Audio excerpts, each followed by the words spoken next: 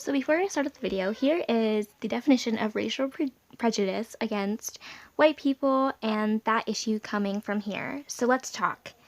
So everybody has an excuse, and here are some experts from an amazing PDF called Power Privilege. Now, if you guys want the link, I'll give it to you guys in the description for you guys to read, but I'm going to be reading it off so you guys know. So here we are going to read.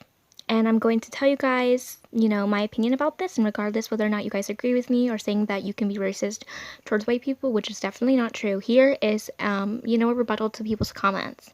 So here we go. The second assignment, reflecting on our own personal experience of white privilege. Now, we want to personalize this experience and look at how white privilege operates in each our own personal lives. I hope you will see that this is an opportunity to develop a new skill. As white people, we need to train our eyes to see in a way. We need to go beyond our socialization as white people to look at how racism operates in our world. It takes time and practice to get past the socialization of racism that we've experienced.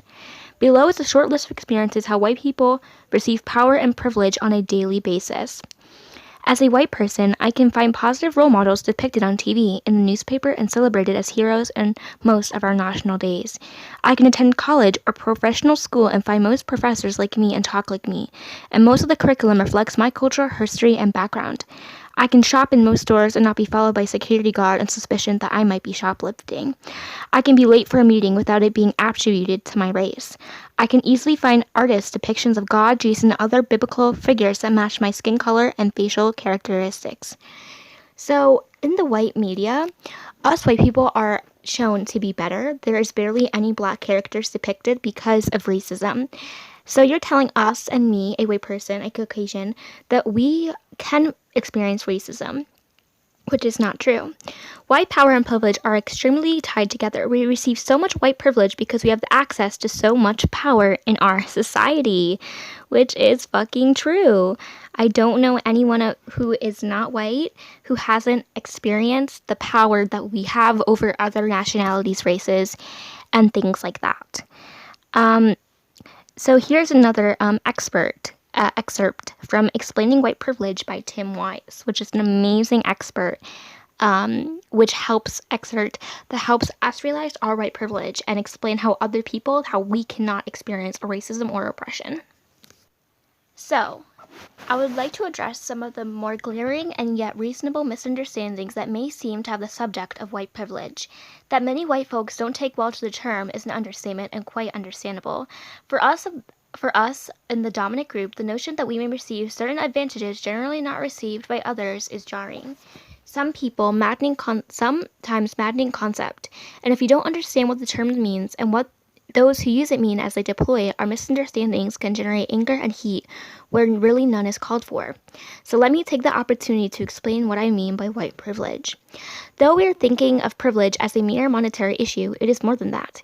Yes, there's rich, black, and brown folks, but even they are subject to racial profiling and stereotyping, especially because those that encounter them often don't know how they're rich and so view them as decidedly not, as well as bias in mortgage lending and unequal treatment in schools. So, for instance, even the child of well-black-off families are more likely to be suspended or expelled from a school than the children of poor whites. And this is true despite the fact that there's no statistically significant difference in the rates of serious school infractions between white or black kids that could justify this disparity. According to 14 different studies examined by Russ Skiba at Indian University, as for poor whites, they certainly are suffering economically. This does not mean they lack privilege. I'm not going to speak about that because it is just his life, but I do want to bring up a lot of this. The point is, privilege is as much a psychological matter as a material one. Whites have the luxury of not having to worry about our race. Then he brings up an amazing analogy. Taking this out of racial context for a minute, imagine persons who are able-bodied as opposed to those with disabilities. If I were to say that able-bodied persons have certain advantages, certain privilege, if you will, which disabled persons do not, who would argue this point? I imagine that nobody would. It's too obvious, right? To be disabled is to face numerous obstacles, and although many persons with disabilities overcome those obstacles, this fact does not take away from the fact they exist. Likewise, the person with disabilities can and do overcome obstacles every day. Doesn't deny that those of us who are able-bodied have an edge. We have one less thing one less thing to think and worry about as we enter a building, go to a workplace, or just try and navigate the contours of daily life. That is all I'm saying about white privilege on balance. It pays to be a member of the dominant racial group. It doesn't mean a white person will get everything they want in life or win every competition, but it does mean that there are general advantages that they receive. If people who are Caucasian can experience racism, then why are we able to go do things in life that some black people, some brown people, some other nationalities cannot do? We can go into places without feeling victimized. We can go into places and not be stood out because of our skin color. Racism does not exist for us because we have the power dynamic. We have the white privilege that other nationalities, races do not have. That is something that people do not understand, and that's what white people do not understand when they claim we can be oppressed. For instance, studies have found job applicants with white-sounding names are 50% more likely to receive a callback for a job interview than applicants with black-sounding names, even when all jobs-related qualifications and credentials are the same.